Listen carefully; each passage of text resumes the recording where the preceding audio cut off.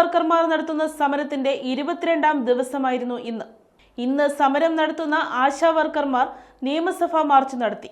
നിയമസഭയ്ക്ക് മുന്നിലുള്ള റോഡ് പൂർണ്ണമായും തടഞ്ഞുകൊണ്ടായിരുന്നു ആശാ വർക്കർമാർ കുത്തിയിരുന്ന് സമരം നടത്തുന്നത്. എണ്ണം വർദ്ധിപ്പിക്കാൻ വേണ്ടി ആശാ വർക്കർമാർ ആളുകളെ ഇറക്കുന്നുവെന്ന ആരോപണത്തിന് പിന്നാലെ തിരിച്ചറിയൽ കാർഡ് ധരിച്ചാണ് ആശാ വർക്കർമാർ ഇന്ന് സമരത്തിന് ചേർന്നത്. സമരത്തിന് കനത്ത പോലീസ് സന്നാഹം ഒരുക്കുകയും ചെയ്തു. ഫെബ്രുവരി 10 മുതലാണ് ആശാ വർക്കർമാർ സെക്രട്ടേറിയറ്റിന് മുന്നിൽ സമരം തുടങ്ങിയത്. എല്ലാ കണക്കുകളും എത്തിച്ചു കൊടുക്കുകയും ഓരോ ആളുകളെ കണ്ടെത്തുകയും അത് യഥാസമയം റിപ്പോർട്ട് ചെയ്യുന്ന ഈ പ്രവർത്തകരെ കണ്ടില്ലെന്ന് നടിക്കാൻ സാധിക്കുമോ?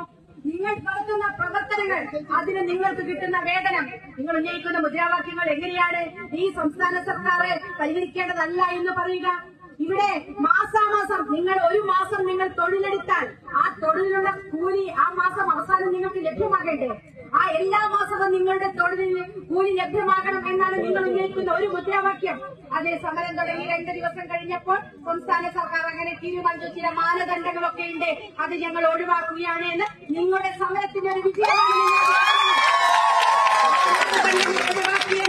ഇന്ന് നിയമസഭയിൽ ബഹുമാനപ്പെട്ട മന്ത്രി പറഞ്ഞിട്ടുണ്ടെങ്കിൽ അത് നിങ്ങളുടെ സമരത്തിന്റെ കൂടി ഒരു വിജയമായിട്ടാണ് കാണുന്നത്. മറ്റൊന്ന്, എല്ലാ മാസവും കൃത്യമായി 3 മാസം കൂടുമ്പോഴാണ് ഓണറേറിയം തരുന്നത്. അത് പോരാ, എല്ലാ മാസവും ഓണറേറിയം തരുന്ന തീരുമാനം സംസ്ഥാന സർക്കാർ എടുക്കണം. 13,000 രൂപ തരുന്നു എന്ന് പറയുന്നു. ആർക്കാണ് 13,000 രൂപ കിട്ടുന്നത്? 13,000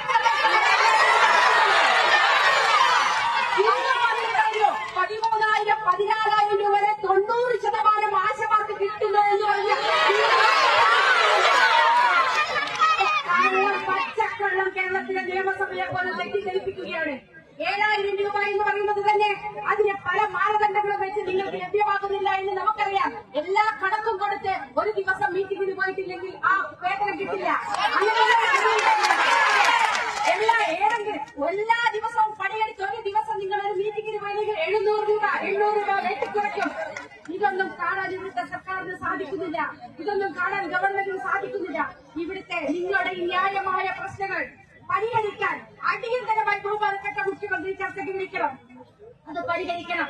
നിങ്ങൾക്ക് കിട്ടുന്ന ഓണറേറിയം വർദ്ധിപ്പിക്കണം. ജീവനക്കാരെ അംഗീകരിക്കണം. തൊഴിലാളികളെ അംഗീകരിക്കണം.